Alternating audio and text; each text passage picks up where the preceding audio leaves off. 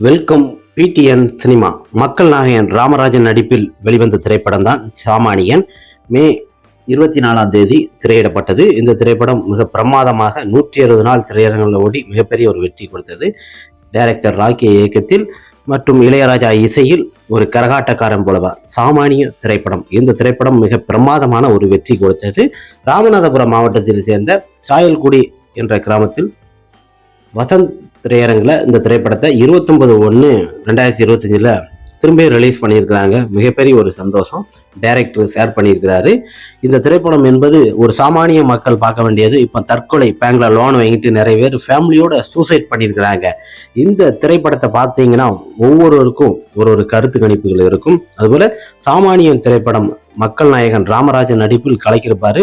MS Bhaskar, Radha Ravi மற்றும் ராமராஜன் இவங்க நடிப்பை பார்த்தீங்கன்னா மிக அருமையாக இருக்கும். ஏன்னா ஒரு சாமானிய மக்கள் இந்த திரைப்படத்தை நிச்சயமா பார்க்க வேண்டியது. அது பார்த்தீங்கன்னா ஆலங்குளத்தில் திரையரங்க டிவி மல்வி திரையரங்கில் பார்த்தீங்கன்னா 150 நாள் திரையரங்கில் ஓடி மிகப்பெரிய ஒரு வெற்றி விழாவாக கொண்டாடப்பட்டது.